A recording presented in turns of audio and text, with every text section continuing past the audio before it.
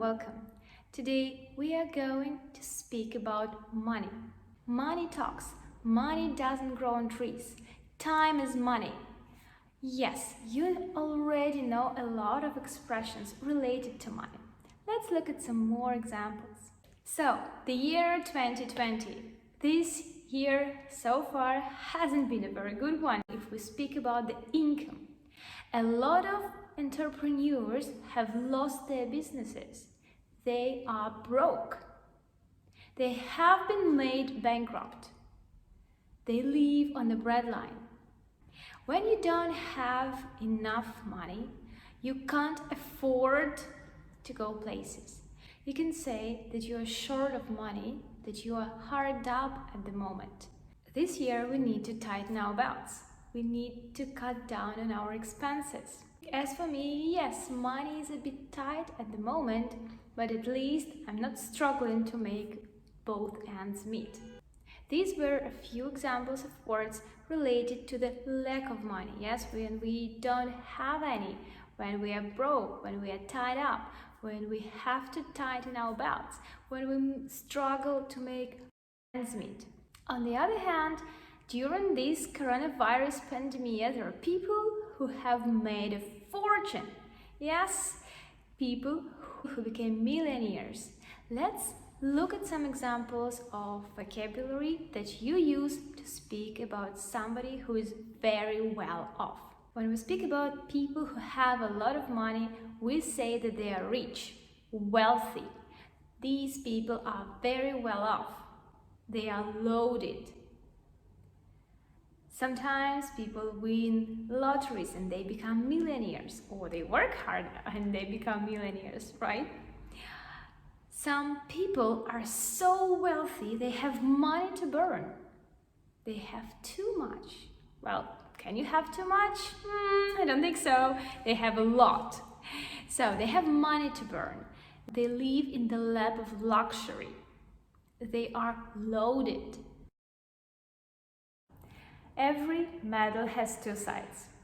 There are people who have been very lucky during this pandemic. I want you to look at this lucky couple.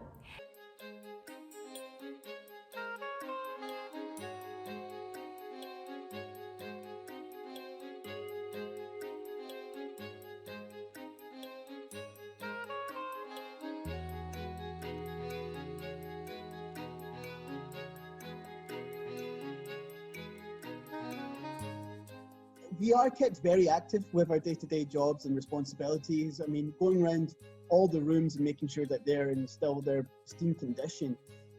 We do a lot of sanitizing just to make sure everything's clean. But what we also do is we go around to each bathroom each day. We flush the loos, we let the water run in the sinks and in the baths and showers just to make sure that everything is flowing and working properly.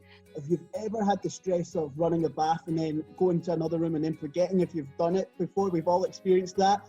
Think about that with 160 rooms and bedrooms. I think it was important from management point of view and also for a community point of view that the castle was being looked after at all times. Now, it would be very easy to go, we're closing up shop, we have our security team here, but it's important to the building as a matter of respect to the building as well. As I said, it has been here for 800 years.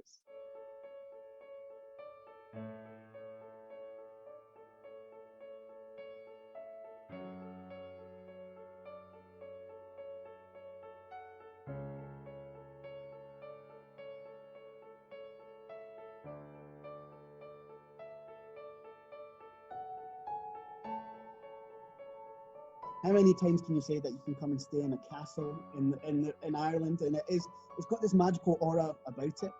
People come, they stay 2 days. It's something that you check in, you then don't leave the property. We have everything here that can accommodate you for whilst you're here with us. All the dining outlets, obviously all the activities as well. But I also think it's got a lot to do with the staff. We have staff members who have been here for like 40 years. So we're very much a family, and it's very, very traditional Irish hospitality, I think. We're now readying the property to welcome guests back on the 2nd of July. I've taken so many phone calls for bookings now at this point. And I mean, obviously, we're going to have to comply with, the new social distancing standards and the safety regulations that are going to be in place. But we don't want to take away from the fact that this is meant to be somewhere where these guests are coming to have an amazing experience and to enjoy themselves.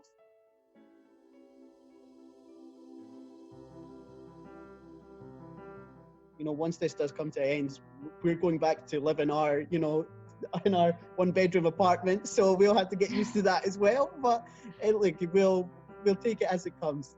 With being in a castle, of course you want a fairy tale ending. And I guess that's the way that we're going to have to look at this as, we've had a great time together and we've learned a lot about our jobs, but a lot about each other as a couple. So, there's always, in these times of reflection, which a lot of people have had, a lot of good can come from it, and a lot of good has come from it.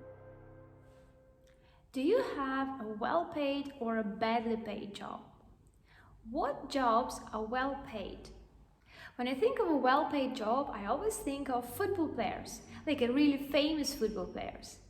Let's take Messi, for example. Honestly, I believe that these people deserve what they get because they work hard. Yes, they train all the time. But on the other hand, some of them get far too much. They are paid a fortune. In comparison, let's take teachers, for example. Teachers in some countries are paid peanuts. They don't get anything. They're paid next to nothing. Let's look at some examples from the web. Mr. Jones says he's paid peanuts for his music. He's paid peanuts. I hope you're not struggling to make your both ends meet. I hope you have a well-paid job and that you can afford anything you like.